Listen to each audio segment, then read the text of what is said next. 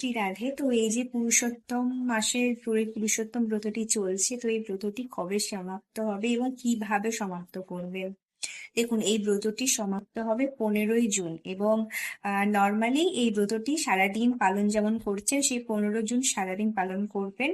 এবং তারপর সন্ধ্যার সময়, যেমন আমরা দামোদর মাসে করি, সেই রকমই এই ব্রতটি দামোদর মাসের মতনই সন্ধ্যার পর ভগবানকে ভোগ লাগাবেন। যেই যেই জিনিসগুলো আপনারা পেতেন না, মানে খেতেন না, যেই যে জিনিসগুলো আপনারা, সেই সমস্ত জিনিসগুলোকে রন্ধন করবেন, ভগবানকে ভোগ লাগাবেন এবং ভগবানকে আবারও বলবেন যে এই সমস্ত যেগুলো আমি পুরুষোত্তম মাসে ত্যাগ করেছিলাম সেগুলি আবার আমি মানে খাওয়া শুরু করছি, তো আপনিও গ্রহণ করুন।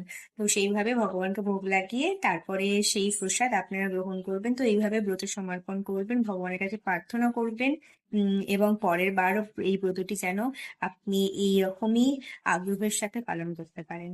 শ্রী রাধে।